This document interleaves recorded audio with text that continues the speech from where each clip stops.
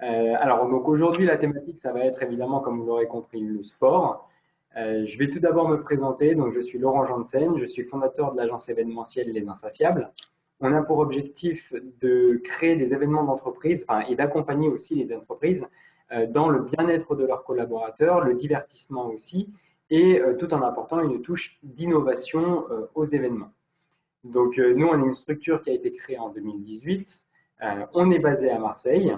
Et donc, on accompagne des entreprises, mais on connaît aussi le milieu du sport, puisque dans notre passif professionnel, on participe en fait, et on a participé à des événements sportifs, euh, du marathon, du trail, du semi-marathon, des événements de ce type-là. Donc voilà, donc effectivement, la partie sport, c'est quelque chose qu'on connaît et auquel on est sensible. Je vais tout d'abord te laisser te présenter, Damien, et comme Ouais. ça, on va pouvoir enchaîner après sur les questions. Ok. Alors donc moi je suis Damien Aymar, je suis effectivement fondateur de Tribu Outfit Experience, qui est une structure qui est dédiée au sport et au bien-être. Et l'idée du concept de base, le concept de base, c'était de proposer le sport ailleurs qu'en salle de sport. Voilà. Donc que ce soit en plein air, donc à travers des activités, des sessions dans les parcs de la ville ou dans des endroits insolites ou plutôt sympas en extérieur, mais aussi en entreprise et sur le travail. Voilà. Donc en entreprise, ça peut être via des coachs qui travaillent, du coup, qui sont mis à disposition des entreprises pour leurs collaborateurs, ou tout simplement via des partenariats avec des lieux, des espaces de coworking notamment, pour que les gens puissent, les collaborateurs, les gens qui travaillent autour, puissent faire leurs activités au plus proche de leur lieu de travail. Voilà. Donc c'est le sport ailleurs qu'à la salle de sport. Voilà. Après, sur mon parcours à moi, spécifiquement, moi, on va dire que Tribu, c'est une deuxième vie professionnelle. Auparavant, donc moi, j'ai un cursus d'ingénieur à la base. J'ai travaillé pendant 10 ans, et notamment 8 dans le domaine de l'environnement. Et puis, arrivé voilà, à un certain âge, à 35 ans, l'envie d'entreprendre quelque chose, qui plus est dans un domaine qui me passionne, m'a poussé voilà, à faire le grand saut vers l'entrepreneuriat. Et donc, dans un premier temps, à passer un diplôme de coach sportif et en parallèle monter le projet Tribu. Voilà. Donc Tribu, c'est du sport effectivement donc c'est principalement à Marseille, donc du sport pour les Marseillais en extérieur, pour les entreprises également, et également pour ceux qui connaissent le programme Coach Bien-être de la mairie de Marseille. Voilà, Tribu est prestataire de la mairie de Marseille pour proposer à tous les Marseillais et mettre le pied à l'étrier aux Marseillais vers des activités sportives. Très bien. Bon, bah, Voilà. je pense que on peut rentrer directement dans le vif du sujet. Donc effectivement, en fait, nous, le contexte de cette webconférence, c'est de parler du sport et de comment on peut s'activer, comment on peut intégrer le sport dans une routine et dans un train de vie quand on est en télétravail. Alors là, effectivement, on sort d'une période un peu compliquée puisque on était tous confinés chez nous, donc on avait cette notion en fait d'enfermement au sein de son foyer. Cependant, en fait, maintenant, on peut ressortir, on peut petit à petit ressortir. Donc, on va pouvoir peut-être aussi inclure la notion de sport à l'extérieur. Hein, tu m'en parleras un peu plus tout à l'heure. Euh, mais effectivement, en fait, quel est le principal problème, d'après toi, quand on est en télétravail vis-à-vis du sport? C'est d'arriver effectivement à trouver une routine, une organisation qui puisse permettre d'intercaler dans sa journée de télétravail une séance de sport ou du moins une activité qui permette de se bouger un peu. Parce que le télétravail a énormément d'atouts, plus d'atouts que d'inconvénients, mais un des inconvénients du télétravail, c'est le risque de sédentarité. C'est à un moment donné d'être chez soi avec tout à disposition et du coup de rarement lever les fesses de sa chaise. Donc c'est là où il faut arriver à s'organiser pour maintenir quand même un peu d'activité physique, que ce soit juste de l'activité physique, bouger, se lever, ou réellement du sport. Après, ça dépend de ce que chacun veut faire. Voilà. Ouais. Et donc, si c'est simplement au quotidien, en fait, toi, tu préconiserais quoi déjà, entre guillemets, dans le b.a.-ba de l'activité sportive en télétravail? Qu'est-ce que tu préconiserais? Alors, sans réellement rentrer dans le sport pur et dur, hein, on va en parler après, mais il y a des petites astuces comme ça qui peuvent permettre de mettre un peu de mouvement dans sa journée de télétravail, qui va consister tout simplement à pas forcément mettre tout ce dont on a besoin à disposition pour générer finalement des occasions de se lever un petit peu.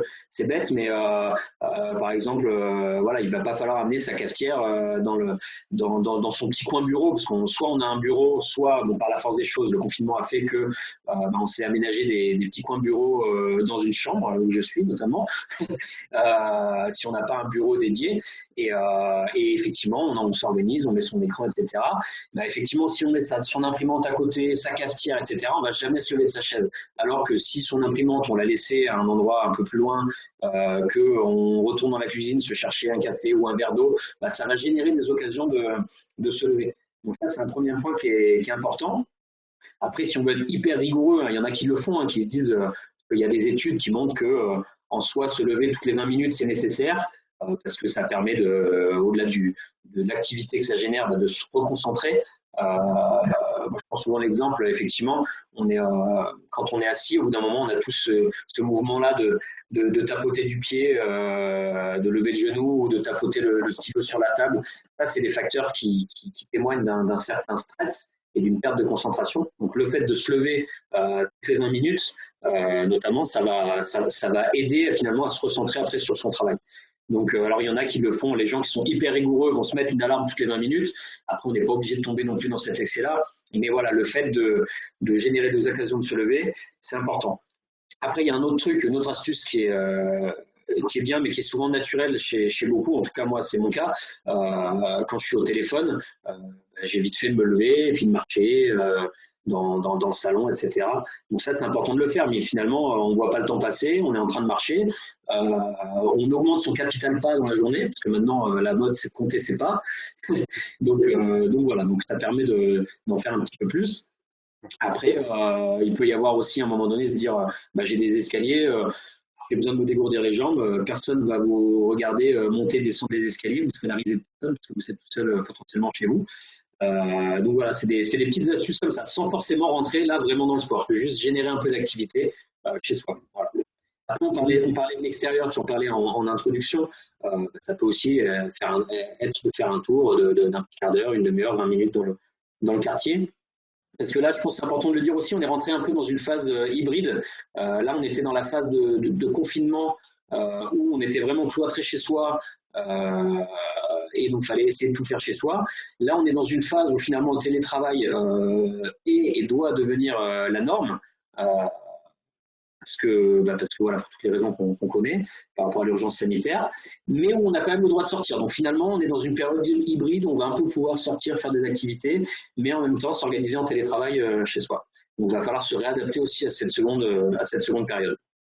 Oui, donc par exemple, dans une routine d'événement de temps, on pourrait inclure le fait de dire je descends chercher mon courrier, par exemple pour ceux qui habitent dans des immeubles, et je prends évidemment les escaliers et pas l'ascenseur pour ceux qui ont un Exactement. ascenseur, et de se dire, alors, oui, j'ai l'impression que tu as perdu tout. Voilà, non, c'est bon, tu es là. Oui, donc se dire, par exemple, on va juste faire le tour du pâté de maison et revenir. C'est Ça pourrait ça. être une routine, c'est ça? Exactement. Prendre les escaliers au lieu de l'ascenseur, effectivement, c'est un très très bon exemple, hein. Bientôt, ça sera même un argument de vente pour les appartements. C'est vend appartement sans ascenseur. Ah ouais, super, je fonce. Parce Oula. qu'effectivement, il faut prendre l'ascenseur. Voilà, après, Alors, ça peut être descendre les poubelles, voilà, tout un tas de choses. ok. Ah, Il on m'entend? semblerait que ça coupe un poil quand tu parles, on t'a perdu quelques secondes. D'accord. Alors, Ouais, je sais pas. Et on m'a récupéré ou pas? ouais, là c'est bon, t'as récupéré. Donc ça fonctionnait bien jusque-là. Donc, D'accord. est-ce qu'il n'y a pas, t'as pas d'autres outils ouverts sur ton ordinateur qui coupent? Ça m'étonnerait. Je vais regarder ça de ce pas, mais je vais essayer de tout fermer. Bon, après, Bon, là, ça a l'air d'être ça revenu à reste. la normale. Ok, bon.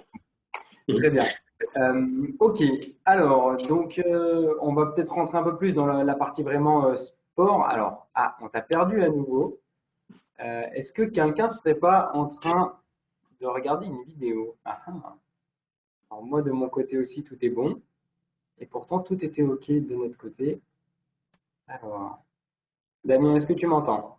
Ouais, je t'entends. Moi, ça coupe pas du tout. Hein, OK. Alors, effectivement, étonnant.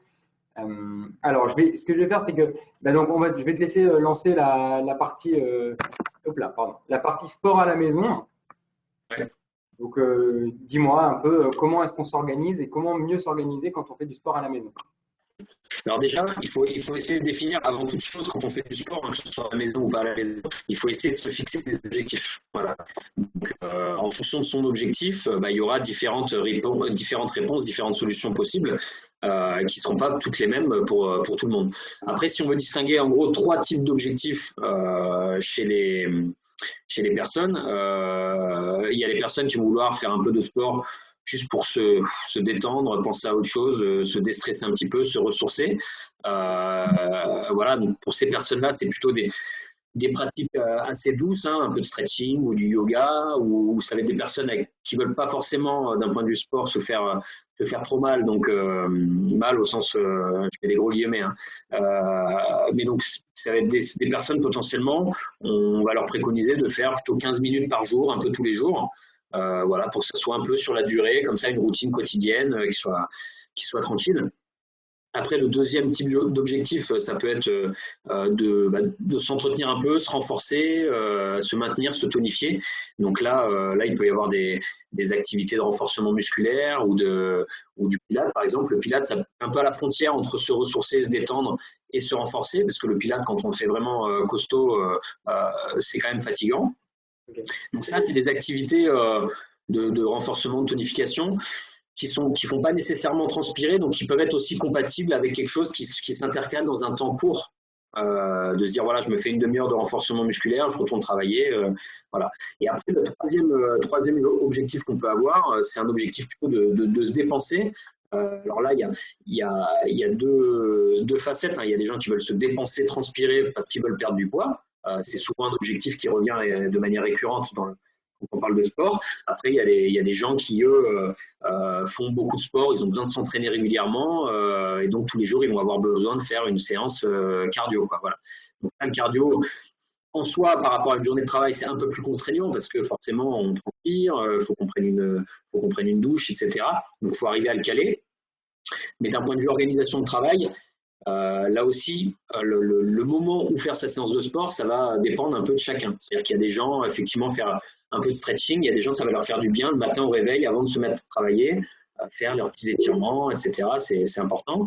Il y a des gens pour qui faire une séance costaud de sport cardio, ça ne sera pas très compatible avec la pause du midi parce que derrière, ils seront cassés, ils auront du mal à s'y remettre.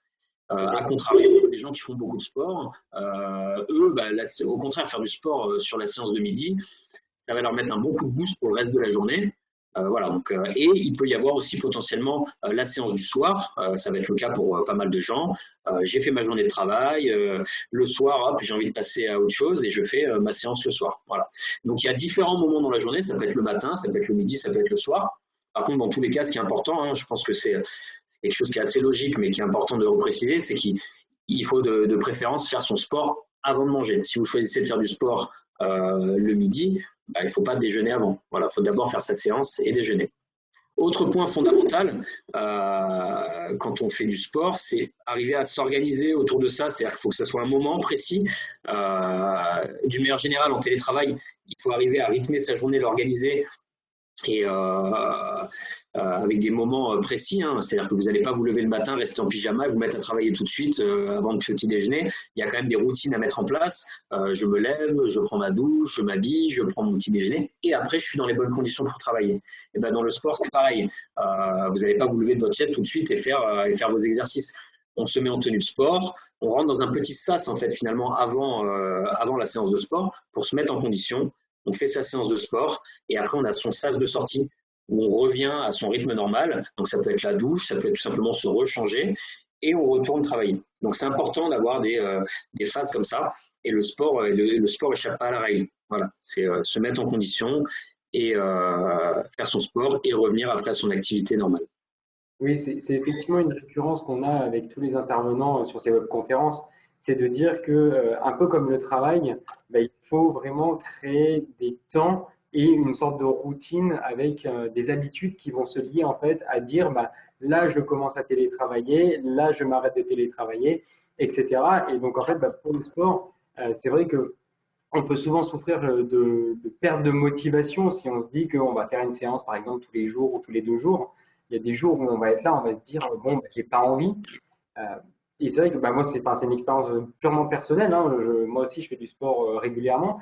Et les jours où j'ai pas envie, bah, il suffit que je mette juste ma tenue pour me conditionner finalement mentalement à me dire c'est bon, il faut que j'y aille parce que de toute façon, j'ai mis ma tenue, donc je ne vais pas la mettre pour, enfin, je l'ai pas mise pour rien.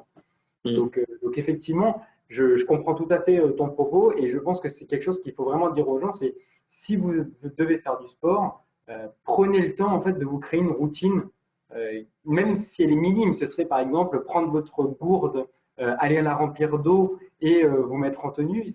Ça démarre la séance en fait, c'est ça? Mm. C'est ça. C'est ça. Ok. On se met dans les conditions et après justement, comme tu dis, une fois qu'on est habillé, bah, on y va. Et après, il faut arriver à se projeter. Des fois, c'est difficile, mais projeter le bien-être quand même que ça procure après. Après une séance de sport, on est quand même bien. On est quand même bien, soit pour retourner travailler parce que ça nous a reboosté, soit si on a peur d'être fatigué et qu'on le fait en fin de journée, bah, on est bien pour attaquer sa soirée dans des bonnes conditions, quoi. Voilà. Après, on parlait d'organisation. Il y a quelque chose qui est important aussi, c'est l'organisation de l'espace. Voilà. Après, potentiellement, on peut être dans un appart, dans un environnement qui est un peu exigu. C'est important de se créer aussi son petit espace pour pas faire son sport entre la table basse et le canapé, coincé quelque part. Voilà. Donc faut aménager aussi sa zone. Voilà. Et Oui, donc, si on a une terrasse vue mer, c'est encore mieux, mais c'est pas le cas de tout le monde. c'est sûr. Oui, donc dans les endroits un peu exigus, du style quand on a un petit salon, quand on est dans un T1 ou un T2, le mieux c'est peut-être de pousser les meubles et de prendre cette habitude en fait d'écarter un peu l'espace, quoi. Voilà, c'est ça, c'est ça.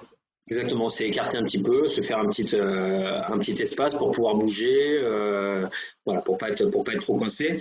Après, si on est sur des séances qui sont un peu cardio, faut penser aussi à l'aspect je transpire, donc transpirer sur le parquet, c'est pas forcément génial, donc peut-être trouver l'endroit qui est adapté, avoir un tapis, voilà. Ouais. Ok. Et puisqu'on a parlé en fait des types de séances en quelque sorte, à quelle fréquence en fait il est pertinent de les faire? Bah, c'est un peu ce que je disais en préambule là sur les différents objectifs. Si on est plutôt sur un objectif de se détendre, de faire un petit quelque chose une fois dans la journée pour être bien, bah là on peut se dire qu'on fait 15 minutes par jour d'exercice ou d'étirement pour être bien. Après, si on veut être plutôt dans quelque chose de costaud, des séances qui vont quand même bien fatiguer, que ce soit cardio ou renfo. Quand je dis renfo, c'est renforcement musculaire, donc des choses qui vont donner potentiellement des courbatures. Bah là, on peut très bien être sur un rythme de une fois tous les 3 jours. Voilà. Et puis après, voire plus, si on est plus ou moins débutant dans le sport, bah petit à petit, on va raccourcir la fréquence de sorte à une fois qu'on est entraîné, bah, le faire un peu plus régulièrement. Ok, très bien. Ok, donc puisqu'on parlait tout à l'heure aussi de matériel, tu nous as dit il nous faut un tapis. Je pense un des préjugés sur le sport de manière générale, c'est qu'il faut au moins avoir des haltères, un tapis, etc. Alors après, on connaît aussi beaucoup de méthodes de sport à la maison. Toi, qu'est-ce que tu nous préconises? Alors en termes de matériel, c'est sûr on peut pas tous avoir une salle de sport chez soi. Alors on peut avoir des appareils cardio, tapis ou vélo euh, ça marche très bien. On peut aussi s'acheter un petit peu de matériel dans les chaînes spécialisées, dans les magasins spécialisés. Euh, donc ça peut être des haltères, ça peut être des élastiques. Les élastiques, c'est quelque chose qui est pas mal du tout parce que ça prend pas beaucoup de place, c'est léger. On peut faire plein de choses avec les élastiques. Donc, c'est des choses qui sont pas mal. Après, si on n'a pas envie d'acheter du matériel, on peut faire plein de choses déjà au poids du corps. Parce que bah, le corps finalement est une charge, hein. On est une haltère à part entière, un haltère pardon. Donc il y a plein d'exercices au poids du corps et on peut aussi se servir de choses à la maison. Je vais vous donner quelques exemples concrets parce que donc Tribu, on a organisé donc nous pendant cette phase de confinement des séances en live et donc quand on concevait la séance, s'il fallait du matériel, on envoyait un mail aux personnes pour dire voilà, prévoyez potentiellement des gourdes ou des bouteilles d'eau, des bocaux, enfin de quoi faire un petit peu de poids qui peuvent servir d'haltère, ça marche très bien, ou prévoyez un sac rempli de livres. Voilà, ça fait des charges additionnelles pour faire des squats ou je ne sais quoi. Prévoyez une chaise. On peut faire aussi pas mal d'exercices avec une chaise. Voilà, on peut faire même des exercices avec son bébé. Moi, je suis bien placé pour le savoir. Donc, non, il y a plein de choses à la maison qui peuvent servir de matériel. Okay. Voilà, il suffit juste d'être un peu imaginatif. D'ailleurs, ça amène à la question suivante, comment être imaginatif, comment créer sa séance. Alors là, il y a plusieurs choses. Soit on a des compétences un peu soi-même pour prévoir sa séance et on le fait, soit on essaye, donc il y a pas mal d'applis aussi qui existent pour être accompagné là-dessus. Après, sur la phase de confinement, il y avait aussi tous les lives, donc il y avait notamment les lives avec Tribu. Voilà, on peut trouver plusieurs manières de trouver les séances. Avec Internet, il y a pas mal de choses qui peuvent être faites. Bon, à la différence près que quand on fait tout seul, voilà, il n'y a personne pour corriger. Donc, c'est un peu la plus-value finalement d'avoir un coach qui suit ça. Donc voilà, il faut faire quand même attention aux exercices qu'on fait. Après, d'une manière générale, dans les types d'entraînement qu'on fait, il faut essayer de trouver des choses un petit peu ludiques. Et justement, alors, à contrario de se créer une routine pour faire du sport, par contre, dans sa séance, avoir une routine et faire toujours la même chose, c'est le meilleur moyen finalement de se démotiver au bout d'un moment. Donc, dans le type d'entraînement, au contraire, c'est pas mal de ne pas forcément avoir de routine pour avoir des entraînements un peu variés et qui maintiennent l'envie de le faire, quoi. Ouais, ok, oui, parce qu'effectivement, oui, j'imagine que si on se lance dans une séance et qu'on se dit toujours, bon, je vais faire mes 3 séries de 20 abdos avec mes 2 séries de 10 pompes, etc., et que c'est exactement la même chose, Ouais. finalement, il y a même des jours où je pense on va se sentir peut-être un peu moins bien, on va pas arriver à faire totalement sa série, ou alors on va être beaucoup plus fatigué, et forcément, en fait, on va se démotiver aussi personnellement, de se dire, mince, cette fois-ci, j'y arrive pas, quoi. C'est bien de faire des choses un peu différentes. Après, on peut très bien avoir une séance, par contre, qui soit une sorte de séance test qu'on fait une fois de temps en temps, justement pour avoir un peu son ressenti et voir un peu la progression qu'on peut avoir. Mais sinon, au global, c'est bien de varier un peu les plaisirs, quoi. Ok. Et d'ailleurs, on parlait des 3 objectifs, mais on peut très bien aussi avoir varié. Donc, j'ai associé aux 3 objectifs les différents types de séances. Mais on peut très bien aussi être à cheval sur plusieurs types de séances. Quelqu'un qui va vouloir faire du truc très cardio, ça va pas lui faire de mal potentiellement le lendemain de faire plutôt des étirements, voilà. Donc tout est un peu compatible, quoi. Ouais, je comprends. Et oui, et donc effectivement, on a beaucoup parlé de sport à l'intérieur. Et puisque maintenant on a quand même la possibilité de ressortir, qu'est-ce qu'on peut faire assez facilement comme sport à l'extérieur et qu'est-ce qui est accessible? Alors, qu'est-ce qu'on peut faire? On peut aller courir, on peut aller faire du vélo. Si on est comme dans la thématique du travail, il faut que ce soit des sports qui soient compatibles avec une journée de travail. Donc, on ne va pas partir faire une rando ou un train de 3 heures dans sa journée. C'est pas dit d'un point de vue timing. Donc, des choses qu'on peut partir faire en heure, une heure, c'est qu'il faut courir, vélo, potentiellement nager, si on n'est pas très loin de la mer. Là, en l'occurrence, on n'a pas le droit en ce moment, mais quand on aura le droit, on peut le faire. Et ça, c'est tout un tas de choses qui peuvent permettre de faire un petit break dans la journée qui est intéressant. Après, on peut aussi faire, bien sûr, les séances tribu, parce que là, justement, ça fait une bonne transition. Merci, Laurent. Puisque on propose depuis cette semaine, à nouveau, les séances en extérieur, dans le respect des règles sanitaires. Donc, c'est des groupes de 10 personnes maximum. Voilà, donc là, c'est sur des séances, ça va être des séances type, il y aura du pilates, il peut y avoir du cross-training, du cross-hit. Je sais pas si, donc le hit, je sais pas si Laurent, ça te parle. C'est H-I-I-T. Ça veut dire High Intensity Interval Training. C'est des séances en fait qui sont plutôt cardio, mais qui mêlent aussi un peu du renforcement musculaire. Donc c'est bien parce que ça permet de monter un petit peu dans les tours d'un point de vue cardio. Donc très compatible avec des séances de perte de poids.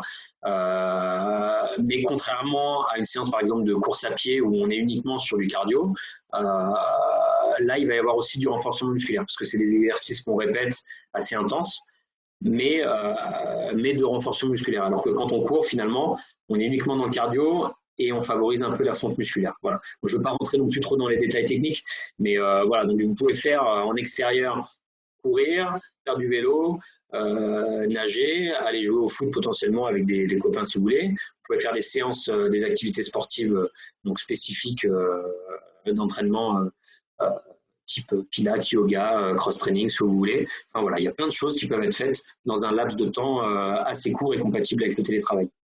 Ouais. Et c'est aussi finalement un bon prétexte pour sociabiliser et sortir de chez soi et voir d'autres personnes en dehors en fait de l'enceinte close des personnes qu'on va voir en visio au travail, etc. J'imagine. C'est ça, exactement. Exactement. Alors là, voilà, justement, je prêche encore pour ma paroisse, mais c'est vrai que les séances de sport, là, pour le coup, en groupe, il y a un facteur motivation qui est énorme. Au-delà de l'aspect sociabilité, parce que c'est vrai que c'est sympa de voir du monde, le facteur de motivation est essentiel quand on fait du sport. Et l'effet groupe fonctionne super bien. Après, ça dépend des gens, c'est pareil, c'est toujours pareil, il n'y a pas de vérité. Hein. Il y a des gens qui préfèrent faire leur sport seuls pour eux, et c'est très bien aussi. Mais il y a des gens qui ont besoin de se motiver un peu avec du monde et d'en baver en groupe, entre guillemets, pour le faire. Quoi. Voilà. Donc, Ok, très bien. Bah, je pense enfin moi personnellement, j'ai pas d'autres points que je souhaitais aborder. Est-ce que toi tu as des choses que tu souhaites aborder? je pense qu'on a fait un peu le panel global on a vu le panel global de tout ce qu'on pouvait faire. Après, on pourrait rentrer dans le détail un peu du type d'exercice, mais là, on irait un peu trop loin, je pense, c'est pas forcément le but de la journée. Mais en tout cas, j'espère avoir répondu à tes questions. Très bien. Et ah oui, bah, j'ai vu pas mal de personnes faire des visios, donc, mais juste entre amis, genre deux, trois personnes, se faire des séances de sport à la maison comme ça. C'est vrai que bah, finalement, je pense que c'est pas plus mal. Alors ça dépend évidemment, je pense aussi des personnes, parce que moi personnellement, je fais mon sport de manière plutôt solitaire, on va dire, sauf mes sports collectifs. Mais sinon, j'imagine que pour beaucoup, comme on a besoin de ce facteur de motivation, le fait de les faire aussi en visio et entre deux, trois personnes et de se construire peut-être un programme aussi partagé entre deux, trois personnes. Alors j'imagine qu'il faut avoir la même, déjà les mêmes objectifs et après les mêmes conditions physiques. Je ne sais pas ce que tu en penses.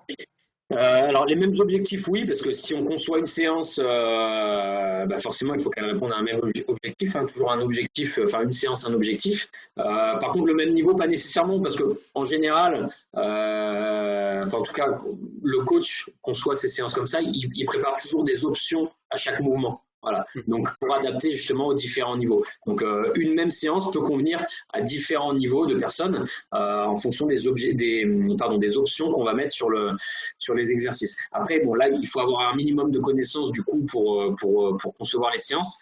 Mais effectivement, le fait de faire des séances de sport en visio entre amis, c'est aussi une bonne remarque. On s'est tous initiés aux apéros visio pendant le confinement. Donc les séances de sport visio entre amis,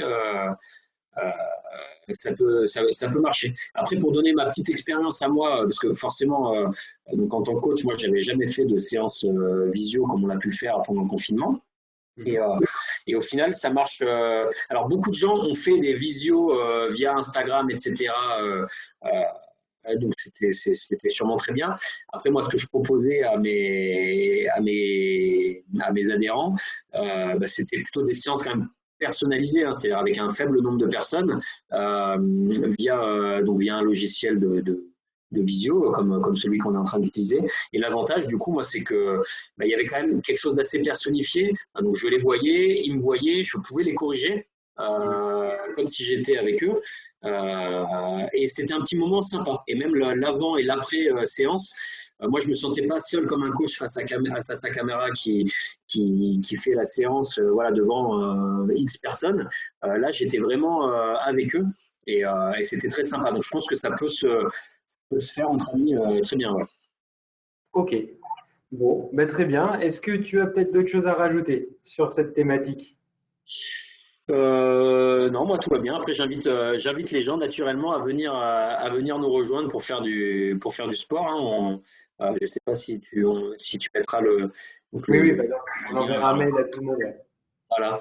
Donc voilà. Mais en tout cas, je serais très heureux de, de pouvoir accompagner des gens vers leurs objectifs sportifs Très bien. avec grand plaisir.